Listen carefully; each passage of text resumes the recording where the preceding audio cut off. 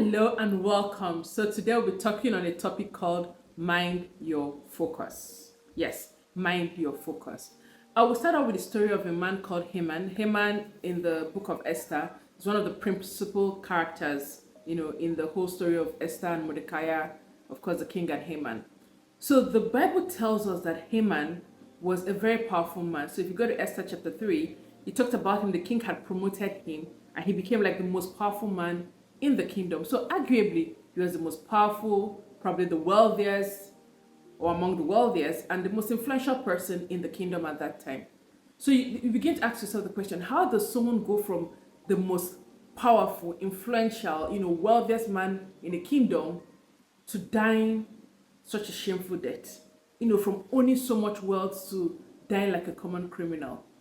And that's the question I will have to I try to answer for today. But before we get into it, because the truth is that the obvious answer, of course, is he went after God's people. So he saw it coming. He got it coming from him. But the question is really, how did he get to the point, where his sole focus was to destroy the Jews, and of course he got punished for it. I'll take us to something my sister had said some years back. We are familiar with the saying, the grass is always greener on the other side. But she has said the grass is always greener on the other side. But do not let the thought of your neighbor's green grass stop you from enjoying your own grass today.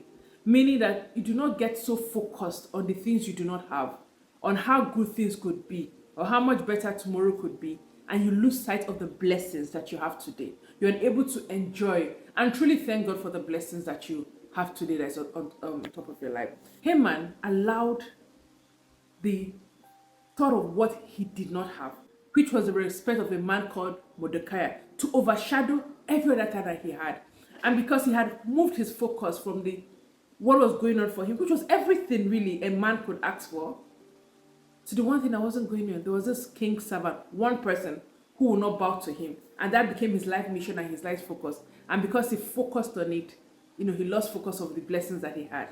Again, I say, mind your focus. It is so easy to focus on the things we do not have, on the things that are not working out well for us, that sometimes we lose focus or sight of what the Lord has done, of how much blessings we have with us. And if you're not careful, if you do not mind your focus, you actually begin to lose those things that you have. You stop to enjoy the grass on your own side. So we read Esther chapter 5, verse 11 and 13. Esther chapter 5, 11 and 13. And I'm reading the NLT translation. And Haman boasted to them about his great wealth and his many children. He bragged about the honors the king had given him and how he had been promoted over all the other nobles and officials. 13.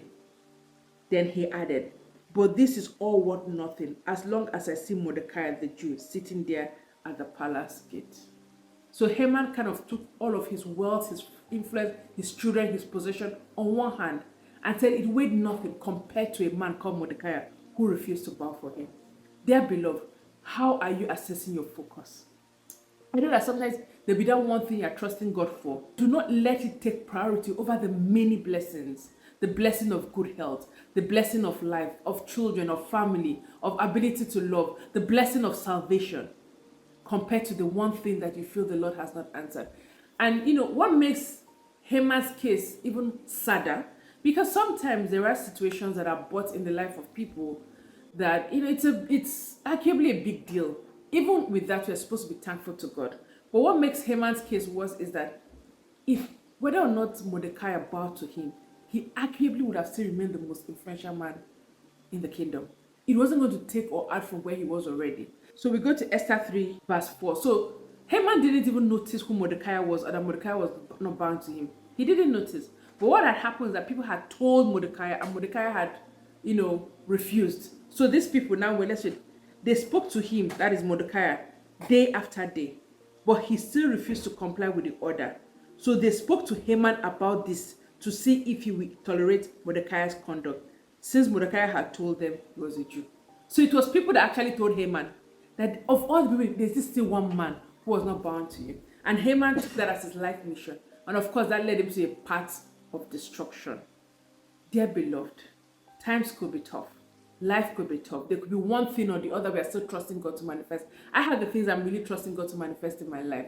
But we have to learn, also speaking to myself, to count your blessings, to remember that God has done so much, not to forget the faithfulness of God through all the years, the times He had delivered you when it seemed impossible, the opportunities, and sometimes, yes, we are waiting for that promotion, but let's thank God for the job. Let's thank God for the provision. Let's thank God for the things He has done in our life. Let us pray. Actually, today, let's not pray. Let us praise. Count your blessings. Name them one by one. That's what the hymn writer said. And it will surprise you what the Lord has done. I know there's still one, but let's begin to count those things the Lord has done for us. Count your blessings. Name them one by one. Count your blessings. See what God has done. Count your blessings. Name them one by one. And it will surprise you what the Lord has done. Have a blessed week and count your blessings as you go through the week. See you next week. God bless you.